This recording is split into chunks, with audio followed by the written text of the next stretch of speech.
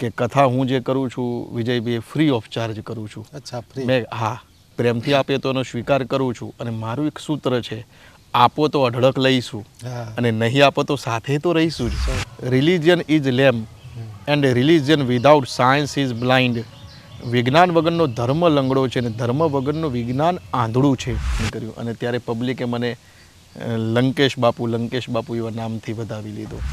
અશ્વમેઘ સહસ્રાણી વાજપેયી સદા કલાશુર નરસિંહ છોડી તાવસે પાપે કુરુમને છે યાવશુર કે જ્યાં સુધી શિવજીનો અભિષેક ના થાય ત્યાં સુધી જલ બી ગ્રહણ નથી કરતો.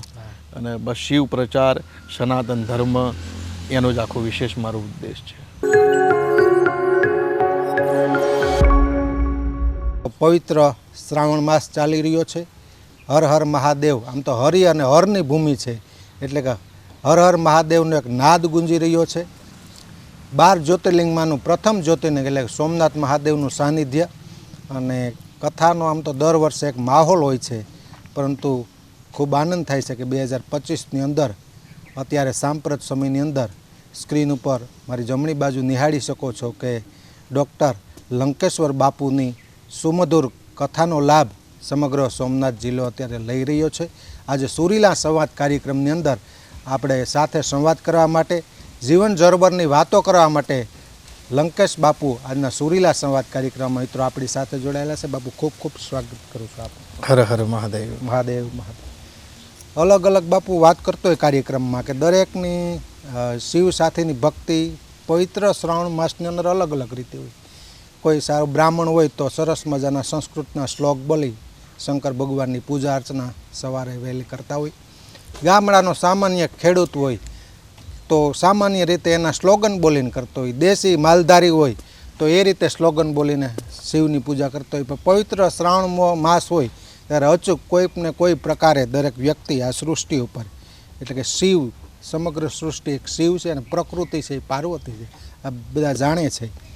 સમયની પાબંદી છે, વચ્ચે વચ્ચે વાત કરતો રહી, પણ થોડા બેકગ્રાઉન્ડમાં આપણા પરિચયમાં જઈએ. કદાચ સૌરાષ્ટ્ર, કચ્છ, કાઠિયાવાડ, આમ તો તમે કલોલ વિસ્તારમાંથી આવો છો એટલે કદાચ આ વિસ્તાર અજાણ હોય એવું બની શકે આપના પરિચયથી, આપની જીવન ઝરમરથી. પણ બેઝિક પરિચયથી વાતની શરૂઆત કરીએ. દેશ વિદેશમાં પણ રસપાન કરાવો છો. આપની અનેક બાબત મને એ ગમી છે. કથા છે ને, શિવકથા એક સાયન્સ છે, સાયન્સ અને વિજ્ઞાન. કથા કરવી, શાસ્ત્રોની વાતો રજૂ કરવી એ કોમન બાબત છે અમારા માટે, પણ વિજ્ઞાન સાથે વણીને, સાયન્સ સાથે વણીને કરવી ને એ આજના યુગમાં ખૂબ જરૂરી છે. કારણ કે દરેક યુવાન તાર્કિકતા ગોતે છે. તો તમે યોગ્ય નિષ્ઠાપૂર્વક દરેક સાયન્સ સાથે જોડાઈ, વિજ્ઞાન સાથે રહીને એક એક મૂલ્યોનો ઉપર પ્રકાશ પાડો છો, એ વાતનો ખૂબ આનંદ છે. અને એ વાત તમારી મને વધારે ગમી છે. એ સંવાદમાં મને આનંદ આવશે. પ્રભુ, કદાચ અમારા માટે અજાણ હોય એવું બની શકે. બેઝિક પરિચયથી આમ તો શરૂઆત કરીએ. કયા વિસ્તારમાં છો? હર હર મહાદેવ. જય કાશી વિશ્વનાથ, જય સોમનાથ. સૌ પ્રથમ તો ડીડી ભારતીના દર્શકોને હું હર હર મહાદેવ, મારા ભોળિયાનાથને હું પ્રાર્થના કરું કે આ શ્રાવણ માસની અંદર આપ સર્વની મનોકામના પૂર્ણ કરે. વિજયભાઈ, મને હૃદયથી એક આનંદ થયો કે આ ભૂમિની અંદર, પાવન ભૂમિની અંદર, દાદા સોમનાથની ભૂમિની અંદર મને મારું સૌભાગ્ય, મારા બી પુણ્ય તપ્યા હશે, જેના કારણે મને ગુણગાન ગાવાનો મહાદેવના સાનિધ્યમાં પ્રાંગણની અંદર લાભ પ્રાપ્ત થયો. વિશેષ કરીને અહીંયાના જે સૌરાષ્ટ્રના દરેક વ્યક્તિઓને મને જ્યારે પરિચય થયો તો ખૂબ નમ્ર અને એક હૃદયનો ભાવ જે કહી શકાય એમના મુખારવિંદની અંદર હું દર્શન કરી શકું, જેના કારણથી કથા જે છે એ કથા જીવનની અંદર ઉતરવી એ ખૂબ જરૂરી છે. વિશેષ કરીને મારું વતન કડી છે. મારો જન્મ હળવદની અંદર 16/3/1985. મેં વિજયભાઈ ખાસ જ્યોતિષ કર્મકાંડ ઉપર એમફિલ અને પીએચડી કર્યું. અચ્છા. I have 84 degrees religious. 2014ની અંદર જ્યારે OMG પીકે જેવા મૂવી બહાર પડ્યા, જેને સનાતન ધર્મની અંદર એવા પ્રહારો કર્યા, કહ્યું કે ગાયને પૂડા ના ખવડાવાય, શિવજીને દૂધ ના ચડાવાય, આવા અનેક વસ્તુઓથી મને એવું થયું કે જો હું સનાતન ધર્મ માટે મને જે ભગવાને પ્રદાન કર્યું છે તો મારે સનાતન ધર્મ માટે કંઈ કરવું જોઈએ. એટલે ફર્સ્ટ ડિઝર્વ ધેન ડિઝાયર, પહેલાં લાયક થાઓ અને પછી ઈચ્છા કરો. મેં ખૂબ અતિરુદ્ર યજ્ઞ જ્યોતિષની અંદર મારી માસ્ટરી હતી, પણ પછી મેં આ સનાતન ધર્મનો માર્ગ અપનાવ્યો, વિશેષ કરીને શિવકથાનો માર્ગ અપનાવ્યો. અને શિવકથા જે છે એ ખાસ 24,000 એના સ્ટેન્જા શ્લોક છે કે જે આ રીતે સ્ટાર્ટ થાય છે. હું આપને અને ડીડી ભારતીના દરેક દર્શકોને બી સંભળાવું કે સાંભળવાથી પણ પુણ્યની પ્રાપ્તિ થાય છે. તો 2 મિનિટ લાગશે, સંભળાવી શકું? કંઈ વાંધો નહીં. શ્રી શૌનકાદિ ઉવાચ હે શુત મહાપ્રાજ્ઞ સર્વસિદ્ધાંત વિદપ્રભો આખ્યાયિ મે કથાસારમ પુરાણાનાં વિશેષતઃ સદાચારશ્ચ સદ્ભક્તિર્વિવેકો વર્તતે કથમ સ્વવિકાર નિરાસશ્ચ સજ્જનૈ ક્રિયતે કથમ જીવાષ્ટાસુરઃ પ્રાપ્તપરાયો ઘોરે કલાવિહ તસ્ય સંશોધને કિમિ વિદ્યતે પરમાયનમ યદસ્તિ વસ્તુ પરમં શ્રેયસાં શ્રેયોત્તમં પાવनं પાવનાનાં ચ સાધनं તદ્વદાધુના યેન તત્સાધને નાશુ શુદ્ધ્યતાત્મ વિશેષતઃ શિવપ્રાપ્તિર્ભવિતા સદા નિર્મલ ચેતસઃ. શ્રી સૂત ઉવાચ એટલે સૂતજી બોલ્યા, ધન્યસ્ત મુનિ શાર્દુલ શ્રવણા પ્રીતિ લાલસ અતો વિચારે સૂર્ય વચ્મી શાસ્ત્ર મહોત્તમમ સર્વસિદ્ધાંત નિષ્પન્ન ભક્ત્યાદિક વિવર્તનમ શિવદોષ કરમ દિવસ ઋણવસ રસાયણમ કિમ શ્રુતૈ બહુભી શાસ્ત્રી પુરાણ છે બ્રહ્મવૈશિવ્યમ પુરાણમ એકમ હિ મુક્તિદાનેન ગોરજી દેવ છે પુરાણ છે કથા પર યદ ગુરે તીર્થપુત્રમિ જગત વશતા પવનાસન અશ્વમેઘ સહસ્રાણી વાજપેય સદન કલાશુ નરસનાર્દિંગલે સોડે તાવસે પુરે પાપે પાપે કુરુમુને સને યાવશુ પુરાણ મેન સુમતિ વિદ્યા ગંગા દયા પુણ્ય નદ્યષ્ટ સપ્તપુરિયો ગયા દેચુ પુરાણ સમધ્યાની નિધિ પુરાણ સુલમ સુકારતા યવ સોમેકેન પરેકે દેવ મગે દેવ પુરાણ વાજ વિદો દેવ અંતકાલે હિ યશ્ચૈનમ શૃણુયાત ભક્તિતઃ સુધિ સુપ્રસન્નો મહેશાનસ તસ્મૈ યચ્છતિ સ્વપદમ ચતુર્વર્ગ પ્રદમ શૈવ પુરાણમ મમલમ પરમ શ્રોતવ્યમ સર્વદા પ્રીત્યા પઠિતવ્યમ વિશેષતઃ. એટલે ચારેય પુરુષાર્થ જે કહી શકાય એ મહાદેવથી સિદ્ધ થાય છે. એટલે આખે આ શિવપુરાણ મેં મારા માઇન્ડમાં રાખ્યું અને અલગ અલગ લેંગ્વેજની અંદર એને હું ટ્રાન્સલેટ કરીને સનાતન ધર્મનો પ્રચાર કરું છું. અને વિશેષ તો આમ મારે ના કહેવું જોઈએ, પણ આપની સાથે થોડા પરિચયની અંદર આત્મીયતા કે કથા હું જે કરું છું વિજયભાઈ ફ્રી ઓફ ચાર્જ કરું છું. અચ્છા, ફ્રી? મેં કદાચ અત્યારે જ્યારથી કથા પહેલી કરી અને અત્યાર સુધી આ કથામાં મારો કોઈ સિંગલ યજમાન એવું ના કહે કે લંકેશ બાપુએ આ ચાર્જ કીધો સનાતન ધર્મનો ફ્રી ઓફ ચાર્જ. કદાચ પ્રેમથી આપે તો એનો સ્વીકાર કરું છું. અને મારું એક સૂત્ર છે, આપો તો અઢળક લઈશું અને નહીં આપો તો સાથે તો રહીશું જ. 100%. તો આજે એની માટે કોઈ સંબંધ રાખ્યા નથી કે બસ નિસ્વાર્થ ભાવથી જ. અને આ આધ્યાત્મિકતા છે વિજયભાઈ. આની અંદર જ્યારે મૂલ્ય આવી ગયું ને એટલે આની ઉર્જા આખી ડાઉન જતી રહી. 100%. એટલે આ મૂલ્ય જ્ઞાન છે. અને આ ભૂમિ એ તો ધરા જે કહી શકાય કે કૃષ્ણ અને શિવનું મિલનની ભૂમિ છે. 100%. પ્રભાસ ક્ષેત્ર કહે છે અમારે. અને પ્રભુ ખૂબ આનંદ આવ્યો. પ્રથમ ચરણની અંદર બેઝિક વાત કરી. એટલું ચોક્કસ કહીશ કે તમે કથાના ક્ષેત્રની પસંદગી નથી કરી, કથાના ક્ષેત્રએ તમારી પસંદગી કરી છે ને એ વાતનો ખૂબ રાજીપો છે. હવે શરૂઆત થાય છે. આ માઇક ટેસ્ટિંગ હતું એટલે ખૂબ આનંદ થયો. તમે કીધું કે મૂલ્ય થઈ એટલે પ્રભાવ ઘટી જાય, પ્રભાવ ઘટે મૂલ્યથી, જ્ઞાનનું મૂલ્ય ન હોય એ વાતનો આનંદ છે. હવે બેઝિક ભાવે રજૂઆત કરીએ ધીરે ધીરે. સૌ પ્રથમ નામનો મહિમા સમજવો છે મારે. નામનો મહિમા. લંકેશ આમ જોતાં નેગેટિવ નામ લાગે કે આવું નામ કેમ? પ્રથમ તો અમારું મૂળ નામ કોઈ બીજું છે, ત્યારબાદ આ કોઈ ઉપનામ આપવામાં આવ્યું. નામનો મહિમાની થોડી વાત કરો. મારું પાસપોર્ટ નામ તો અલગ જ છે. અચ્છા. પણ આઈ થિંક 2002 કે 2004ની અંદર મારે સંસ્કૃત ગુરુકુલમાં અભ્યાસ ચાલુ હતો અંબાજી મધ્યે. અને ત્યારે જગદંબાનો પાટોત્સવ હતો, પોષી પૂનમ. અને ત્યારે ઈશ્વરદાન ગઢવી જીવિત હતા અને એમને શિવ તાંડવ લલકાર્યું. અને ત્યારે આઈએસ તરીકે દિલીપભાઈ ગઢવી હતા ત્યારે. એટલે ઈશ્વરદાન ભાઈનું જ્યારે પૂર્ણ થયું શિવ તાંડવ એટલે ત્યાંની જનતાએ કહ્યું કે અમારા એક ભક્ત છે કે એને શિવ તાંડવ ગાવું છે. એટલે એમને કહ્યું કે આ તો માનો દરબાર છે, કોઈ બી ગાઈ શકે. એટલે મેં ત્યાં વિધાઉટ બ્રીથ શ્વાસ લીધા વગર શિવ તાંડવની આખું જોરદાર અદ્ભુત જ્ઞાન કર્યું. અને ત્યારે પબ્લિકે મને લંકેશ બાપુ એવા નામથી વધાવી લીધો. અચ્છા. એ પછી મને એવી ભાવના થઈ કે ચલો શિવ તાંડવ હું ગાઉં છું, પણ આજે ધારો કે કોઈનો બી ઓપોઝ કરવો હોય તો એના વિષયમાં નોલેજ હોવું ખૂબ જરૂરી છે, પછી આપણે એનો અપોઝ કરી શકીએ. એટલે એ સમયે મારે વિષય પસંદ કરવાનો હતો. મેં એમએ બે વખત કર્યું, પાર્ટ 1 2 પાર્ટ 1 2. પછી માસ્ટર ઓફ ફિલોસોફી મારે જ્યારે કરવાનું થયું ત્યારે મેં રાવણ વિષય પસંદ કરેલો. અચ્છા. અને મારો સબ્જેક્ટ હતો વાલ્મીકી રામાયણે રાવણીય નીતિ તત્વમ એકમ સમીક્ષણમ. એની નીતિ તત્વ અને એનું જીવન વાસ્તવિકતા શું હતું. અને હું શ્રીલંકા બી જઈ આવ્યો. મેં ઘણી બધી રામાયણોનો અભ્યાસ કર્યો. તો એવું કહી શકાય કે રાવણના પ્લસ પોઈન્ટ બી એટલા હતા. અને મારા જીવનનો વિજયભાઈ એક એવો ઉસૂલ છે કે હું કોઈની અંદર પ્લસ પોઈન્ટ જોયું, નેગેટિવ આપણે જોઈને શું કરવાનું. એટલે એની જે ભક્તિ, આરાધના, એનું નીતિ તત્વ મેં ખૂબ અભ્યાસ કર્યો. અને પછી માસ્ટર ઓફ ફિલોસોફી કર્યું. અને એ બી તમને હૃદયથી આનંદ થશે કે સોમનાથ સંસ્કૃત યુનિવર્સિટીથી જ મેં માસ્ટર ઓફ ફિલોસોફી કર્યું છે. અને ત્યારબાદ હું ડૉક્ટર બાપુ એવું આપતો હતો. પછી મેં પીએચડી કર્યું. પણ મારા ભક્તો જે છે એ લોકો કોઈ બી પત્રિકામાં નામ લખી જ દે કે લંકેશ બાપુ, લંકેશ બાપુ. એટલે ઘણો પ્રયત્ન કર્યો કે મારું નામ લંકેશ એવું સ્પ્રેડ ના થાય. ગુજરાતમાં રહેવું, લોકો વિચારે આ કેવો રાવણ જેવો કોઈ હશે. પણ મારા ભક્તો જે છે પછી મને કહ્યું કે બાપુ કોઈ પ્યાર કરે તો તુમસે કરે, તુમ જૈસે હો વૈસે કરે. કોઈ તુમે બદલ કે પ્યાર કર્યો, પ્યાર નહીં સોદા હે સાહિબા, પ્યાર મેં સોદા નહીં હોતા. એટલે પછી મેં મારું લંકેશ નામ એવું સ્વીકારી લીધું. મેં કીધું ચલો મહાદેવ તારા ચરણોમાં. વાહ. બાપુ કહે છે પણ આમ સાધુ પરિવારમાંથી કે ના, હું બ્રાહ્મણ પરિવારમાંથી છું. શ્લોક ઉપર પકડ છે. હા, મેં 18 વર્ષનો અભ્યાસ કર્યો. અચ્છા. અને વેદ ઉપનિષદ, અને I have been doing my worship last 25 years without one day fail continuous steel time.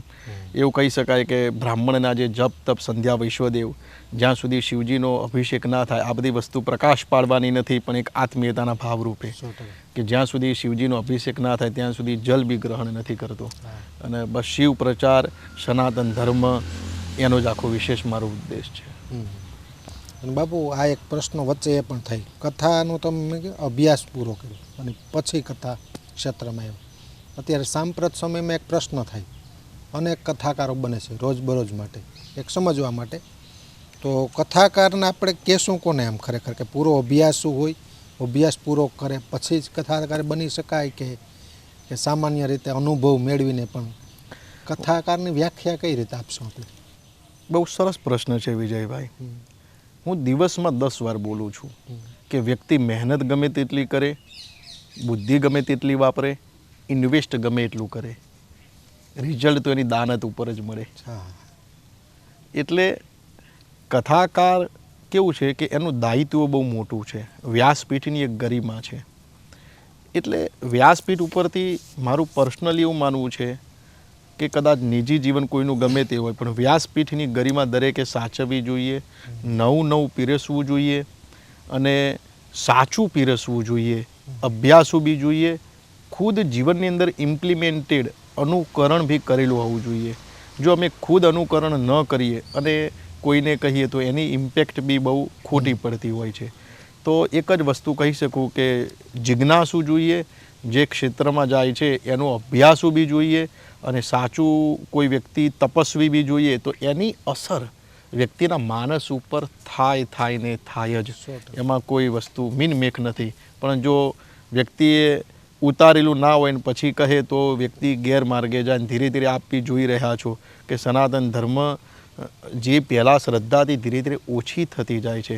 પણ આ રીતે સારો પ્રચાર પ્રસાર અને સારી વસ્તુ પીરસવામાં આવશે તો ડેફિનેટલી સારી વસ્તુ, સારું રિઝલ્ટ મળશે જ. ગુજરાતભરમાં તો ખૂણે ખૂણે આમ તો કથાઓ થઈ, વિદેશમાં પણ કરો છો. આમ કેટલી લેંગ્વેજમાં કથા કરો? આમ તો કરી શકું, આમ દરેક સ્થાન ઉપર કોઈ વાંધો નથી આવતો એમ.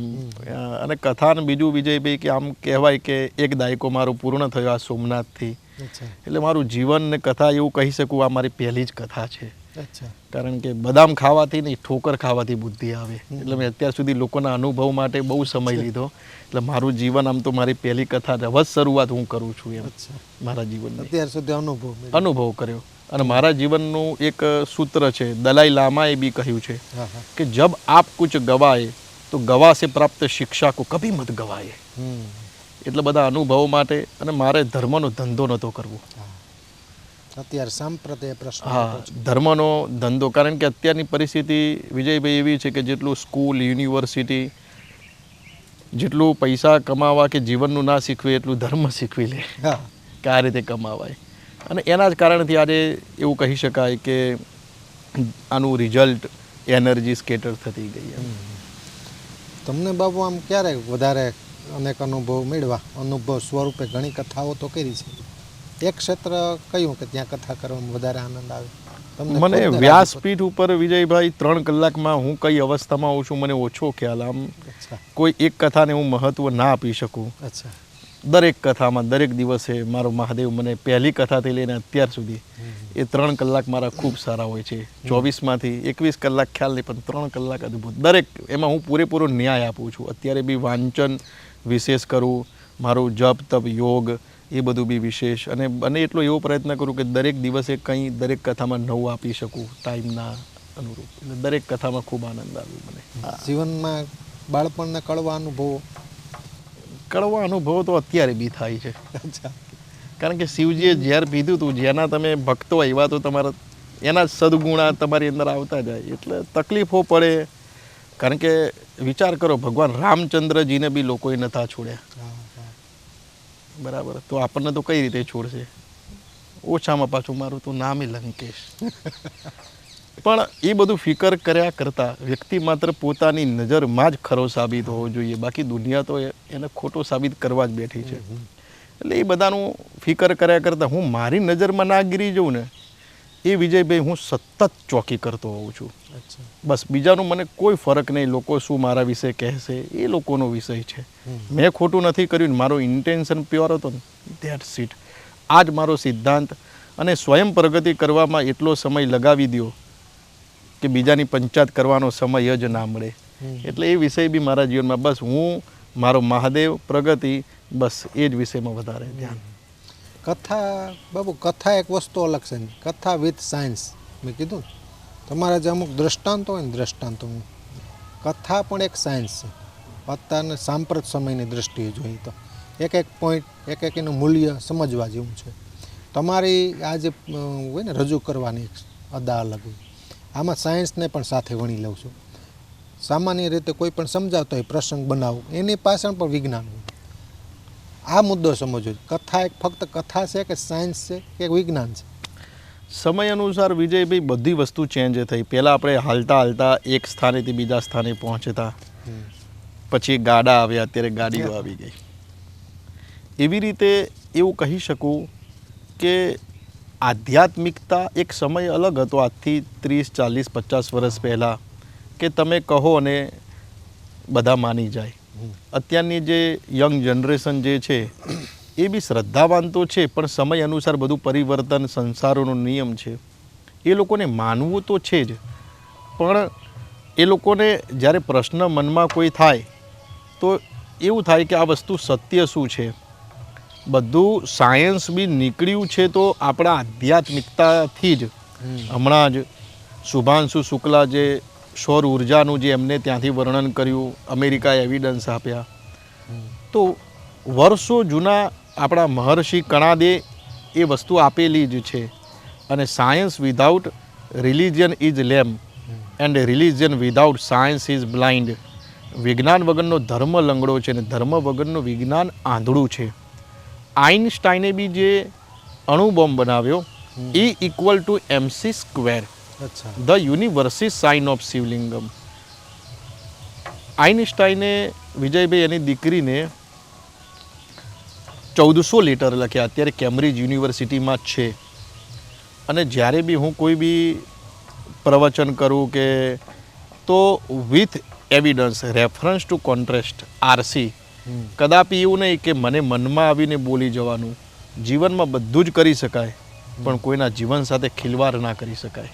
કારણ કે અમને જે ગરિમા મર્યાદા મળી છે, તો એનાથી સત્ય વસ્તુ જ અમારે પ્રકાશિત કરવી પડે. તો સાયન્સ બી આવ્યું છે આપણા આધ્યાત્મિકતામાંથી જ. તો આજે એનો અભ્યાસ જ્યારે વિશેષ કરીને યંગ જનરેશનને કહીએ કે તિલક આપણે અહીંયા કરીએ છીએ, તો કેમ અહીંયા જ? અહીંયા નથી કરતા, અહીંયા નહીં, અહીંયા નહીં, અહીંયા નહીં, અહીંયા જ. તો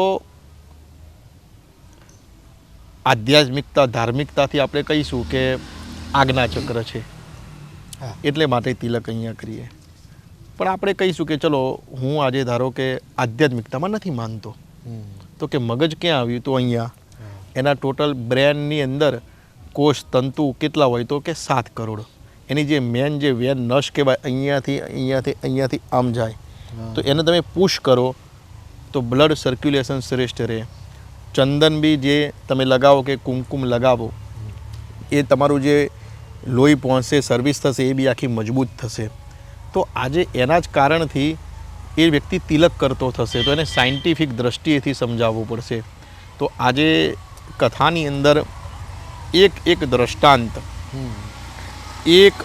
એક આપણી આધ્યાત્મિકતાની પદ્ધતિ હું સાયન્ટિફિક અને રિલિજન, ધર્મ અને વિજ્ઞાન એ બંને સાથે રાખીને કહું છું, જેથી યંગ જનરેશન માની શકે, એને શ્રદ્ધા જાગી શકે અને એની એક જીવનની નવી ક્રાંતિ દિશા તરફ પ્રયાણ કરી શકે.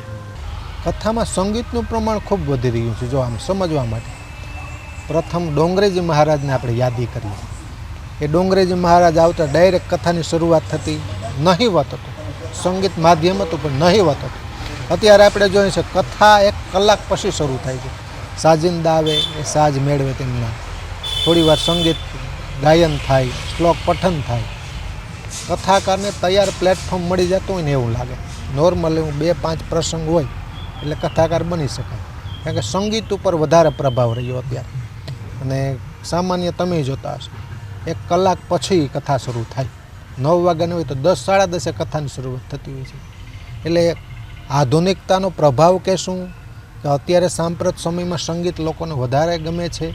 એક સમય હતો ડોંગરેજી મહારાજ, એને સાંપ્રત સમયમાં જોઈએ તો અત્યારે સંગીત ખૂબ વધી ગયું અને કથા ઓછી થઈ ગઈ. એ વિષયમાં એવું કહી શકું કે આમ તો સંગીતનો સાથ આધ્યાત્મિકતામાં અને ધ્યાનમાં વિશેષ છે. એટલે આપની વાતથી હું સહમત છું કે વિશેષ બધું થઈ ગયું છે અને અમે ખુદ બી સંગીતનો ઉપયોગ કરીએ છીએ, એટલે હું બી ના પાડી શકું કે સત્યમ પરમ ધીમહિ. પણ એક વસ્તુ છું કે સમય પહેલાં લોકો પાસે ખૂબ હતો. પરમ પૂજ્ય ડોંગરેજી મહારાજ વખતેનો સમય આખો એક અલગ હતો. અત્યારે યુઝ સંગીતનો થાય તો કરો, એનો બી કોઈ બાદ નથી, પણ મૂળભૂત તત્વ જે મેન એલિમેન્ટ છે એ ચેન્જ ના થવું જોઈએ, ઇન્ટેન્શન ચેન્જ ના થવું જોઈએ. કદાચ તમે 2 કલાક બી પીરશો, એનો બી મને એવું લાગે કોઈ બાદ નથી, પણ 2 કલાક તમે મજબૂત પીરશો, જિંદે 4 મુર્દે 1000, કે 2 કલાકમાં બી જો ક્રાંતિ થઈ જાય તો એમાં કોઈ બાદ નથી. કારણ કે અત્યારની પબ્લિકમાં આપ બી વિચારો છો ખૂબ ફેસિલિટી જોઈએ, બરાબર, ચેર ને બધું. એક સમય હતો કે નીચે બી બેસી જવાતું, સમય સાથેનું બધું છે, પણ એ બધું હું મારી દ્રષ્ટિથી વિચાર થોડો સાઈડમાં રાખતા બસ કે મેન એલિમેન્ટ કે લોકોના જીવન ચેન્જ થવા જોઈએ, લોકોને નવું જ્ઞાન મળવું જોઈએ.